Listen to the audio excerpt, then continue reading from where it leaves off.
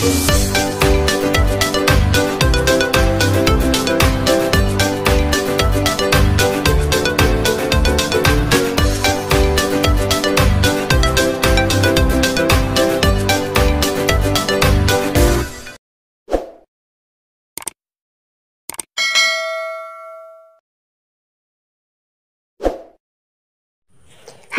assalamualaikum adik-adik kelas 4. Pada video kali ini kita akan belajar tema 5, subtema 1, pembelajaran 5. Siapa lagi tokoh yang terkenal pada zaman Hindu, Buddha, dan Islam? Pada akhir masa kerajaan Hindu-Buddha muncullah tokoh-tokoh yang membawa kejayaan kerajaan Majapahit. Kerajaan Majapahit dikenal sebagai salah satu kerajaan terbesar di Nusantara. Siapakah mereka? Mari kita cari tahu. Nah, peta berikut menunjukkan daerah kekuasaan Majapahit. Kemudian ada Pati Gajah Mada, Hayam Wuruk, dan gambar Candi Penataran. Nah, bersama kelompokmu diskusikan hubungan antar gambar tersebut. Tuliskan hasilnya pada kolom berikut. Melihat dari gambar yang ada, dapat kita jelaskan beberapa hubungan antar gambar tersebut. Bahwa ada masanya kerajaan Majapahit pernah berjaya dipimpin oleh beberapa tokoh terkenal seperti Gajah Mada dan Hayam Wuruk. Dan dari gambar tersebut juga dapat dilihat daerah-daerah kekuasaan kerajaan Majapahit sangat luas sekali. Serta pada masanya terdapat Candi Penataran yang dibangun oleh salah satu tokoh yang menjadi saksi kejayaan kerajaan Majapahit. Nah, kalian sampaikan hasilnya di depan kelas ya. Mahapati Gajah Mada. Gajah Mada adalah seorang panglima perang dan tokoh yang sangat berpengaruh pada zaman kerajaan Majapahit. Saat remaja, ia merupakan seorang pemuda yang mempunyai keahlian bela diri yang sangat hebat serta berilmu tinggi. Pada usia 19 tahun, Gajah Mada berhasil menyelamatkan rajanya Prabu Jayanegara. Oleh karena kecakapannya, pada tahun 1319, ia diangkat sebagai Patih Kahuripan. 2 tahun kemudian, ia diangkat sebagai Patih Kediri. Pada tahun 1329, Patih Majapahit yang bernama Aryo Tada menunjuk Gajah Mada untuk menggantikan dirinya.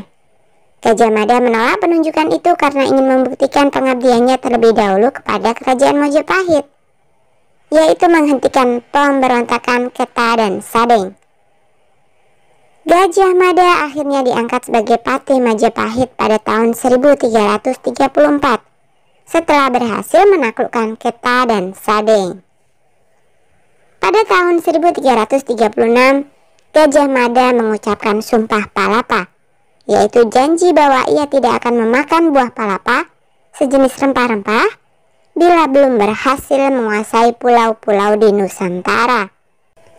Perjuangan Gajah Mada mencapai puncaknya pada zaman pemerintahan Prabu Hayam Wuruk yang memerintah pada tahun 1350 sampai 1389. Pada masa itulah Majapahit mencapai keemasannya. Dari kitab Negara Kertagama dapat diketahui bahwa daerah kekuasaan Majapahit hampir sama luasnya dengan wilayah Indonesia yang sekarang. Bahkan, pengaruh kerajaan Majapahit sampai ke negara-negara tetangga. Nah, berdasarkan cerita sesuai urutan arah panah pada halaman sebelumnya, tuliskan kembali dengan singkat mengenai Gajah Mada. Nah, ini misalkan saja ya. Gajah Mada adalah seorang panglima perang dan tokoh yang sangat berpengaruh pada zaman kerajaan Majapahit. Akibat kecakapannya di tahun 1319, ia diangkat sebagai Patih Kahuripan. Pada tahun 1329, Patih Majapahit yang bernama Aryo Tada menunjuk Gajah Mada untuk menggantikan dirinya. Pada tahun 1336, Gajah Mada mengucapkan Sumpah Palapa. Perjuangan Gajah Mada mencapai puncaknya pada zaman pemerintahan Prabu Hayam Wuruk yang memerintah pada tahun 1350 sampai 1389. Pada masa itulah Majapahit mencapai keemasannya. Bersama teman satu kelompok, diskusikanlah pertanyaan-pertanyaan berikut. Tulis jawabanmu pada kertas lain. 1. Apa tujuan Gajah Mada mengucapkan Sumpah Palapa? Tujuan Gajah Mada mengucapkan Sumpah Palapa adalah mempersatukan pulau-pulau di Nusantara. Berkat kegigihan Gajah Mada mempersatukan pulau-pulau itu. 2. Apa yang diperjuangkan Gajah Mada? Yang diperjuangkan Gajah Mada adalah persatuan dan kesatuan wilayah Nusantara di bawah kekuasaan Majapahit. 3. Apakah perjuangan Gajah Mada mempunyai pengaruh pada kehidupan bangsa Indonesia saat ini? Jelaskan jawabanmu dan berikan contoh. Perjuangan Gajah Mada mempunyai pengaruh pada kehidupan bangsa Indonesia saat ini. Beserta contohnya adalah Gajah Mada mengajarkan arti penting dari persatuan dan kesatuan sebagai sebuah bangsa yang besar. Oleh karena itu, untuk menjadi sebuah bangsa yang besar dan kuat, dengan menjaga persatuan dan kesatuan sehingga keutuhan NKRI atau Negara Kesatuan Republik Indonesia tetap terjaga. 4. Hal baik apa yang dapat kamu contoh dari sikap Gajah Mada? Tidak gampang putus asa, menepati janji, sabar, tidak sombong dengan rakyat kecil walaupun dia seorang patih di kerajaan Majapahit tetapi murah hati. Dan dia juga gagah berani. 5. Apakah Gajah Mada bisa disebut sebagai pahlawan pada masa kerajaan Majapahit? Jelaskan. Bisa ya, karena dapat menyatukan Nusantara melalui Sumpah Palapa. Nah, sampaikan hasil diskusimu kepada kelompok lain. Perjuangan Gajah Mada sampai saat ini tetap dikenang. Hal ini dibuktikan dengan digunakannya nama Gajah Mada sebagai nama jalan utama sejumlah kota di Indonesia. Kebesaran nama dan kejayaan Majapahit pun dapat pula dilihat dari peninggalannya berupa candi. Untuk mengetahui cerita tentang candi peninggalan kerajaan Majapahit lebih lanjut, baca informasi di bawah ini. Kompleks Candi Penataran. Kemegahan dan kebesaran Kompleks Candi Penataran membuktikan perjuangan dan peranan para tokoh pada masa kerajaan Majapahit. Candi Penataran dibangun pada masa kerajaan Kediri dan dipergunakan pada masa kerajaan Majapahit. Di dalam kompleks candi terdapat arca, bangunan yang disebut Balai Agung, prasasti atau batu tulis, dan beberapa candi. Candi-candi itu diantaranya Candi Naga yang berukuran lebar 4,83 meter, panjang 6,57 meter, dan tinggi 4,7 meter. Selain itu, terdapat candi yang dianggap paling suci, yaitu Candi Induk. Candi Induk terdiri atas 3 teras bersusun dengan tinggi seluruhnya 7,19 meter. Nah, tulis pendapatmu tentang Candi Penataran pada kolom berikut. Candi Penataran membuktikan peranan dan perjuangan tokoh di masa kerajaan Majapahit. Dalam candi tersebut terdapat arca dan prasasti. Candi Penataran sangat indah dan harus dijaga kelestariannya. Diskusikan pendapat tersebut secara berpasangan. Gajah Mada adalah tokoh yang memiliki jiwa kepahlawanan yang luar biasa. Tokoh yang pantang menyerah dan tak pernah gentar. Banyak cara yang bisa dilakukan untuk menggugah semangat kepahlawanan. Salah satu cara tersebut adalah melalui lagu. Sebelumnya, kamu telah belajar membaca notasi lagu Maju Tak Gentar. Perhatikan kembali lagu tersebut dan nyanyikan syairnya. Perhatikan terlebih dahulu cara gurumu menyanyikan dengan benar lagu tersebut.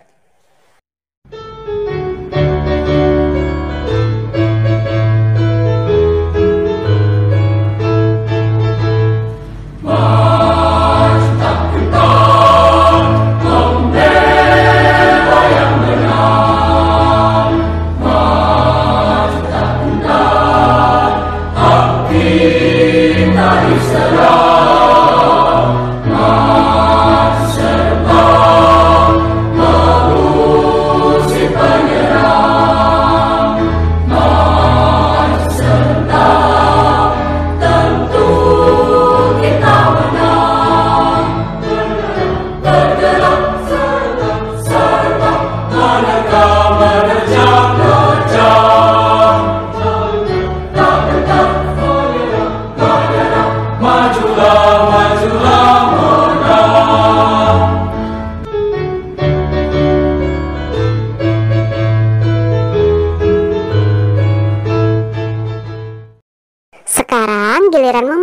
lagu tersebut.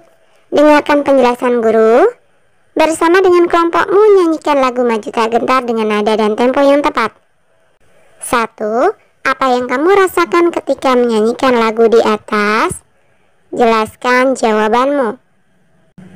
Merasa bangga dan bersemangat untuk membela bangsa. 2. Jelaskan tentang nada dan tempo dalam lagu tersebut. Nilai baik apa yang terkandung dari lagu tersebut? Lagu Maju Tak Gentar termasuk lagu perjuangan karya C. Simanjuntak dengan tanda birama 4/4. Apa fungsi tanda birama? Setiap birama terdapat 4 ketukan dan masing-masing ketuk bernilai 1/4. Nilai baik apa yang terkandung dari lagu Maju Tak Gentar? Belalah segala sesuatu berdasarkan kebenaran. Janganlah mau ditindas, ditekan, dan dikekang. Segala hak pribadi maupun orang lain harus sama-sama diperjuangkan. Ajakan untuk gotong royong bersatu dalam mengusir para penjajah. Dan senantiasa semangat dan jangan pernah putus arang guna meraih kemenangan dan kemerdekaan.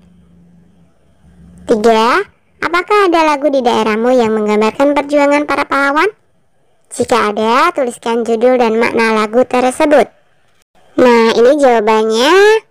Kalian sesuaikan dengan lagu daerah kalian masing-masing ya. Jika ada, maka silakan ditulis. Ini kakak berikan contoh ya. Di daerah saya terdapat lagu daerah yang menggambarkan perjuangan para pahlawan. Judul lagu tersebut adalah Caping Gunung.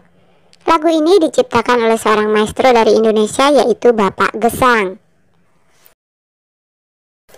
Apakah kamu masih ingat pelajaran tentang garis? Apa saja yang kamu ketahui tentang garis?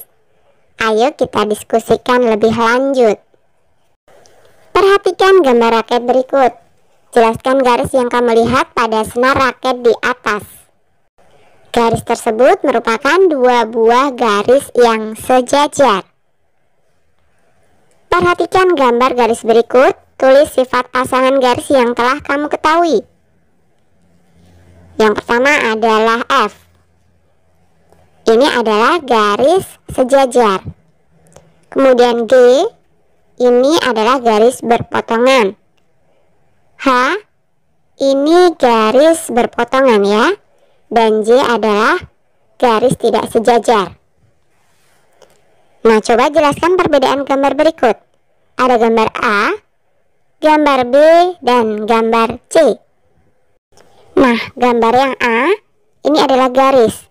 Adalah suatu yang memiliki ukuran panjang tetapi tidak mempunyai ukuran lebar atau tebal. Kemudian yang B, ini adalah sinar garis. Separuh garis sehingga sinar memiliki satu arah. Kemudian yang C, ini adalah segmen garis atau penggal garis. Adalah bagian dari suatu garis sedemikian sehingga menunjukkan suatu jarak. Nah, gambarlah pasangan garis sejajar dan berpotongan pada kertas berpeta. Contohnya seperti ini ya. Tukarkan gambarmu dengan temanmu, mintalah temanmu menceritakan tentang garis yang telah kamu buat. Tulis kesimpulanmu pada kolom berikut. Garis sejajar adalah suatu kedudukan 2 garis pada bidang datar yang tidak mempunyai titik potong walaupun kedua garis diperpanjang. Sedangkan garis berpotongan adalah kedudukan 2 garis yang mempunyai titik potong karena kedua garis saling bertemu. Nah, presentasikan hasil pekerjaanmu di depan kelas. Oke, sampai di sini dulu video kali ini ya. Sampai jumpa di video berikutnya.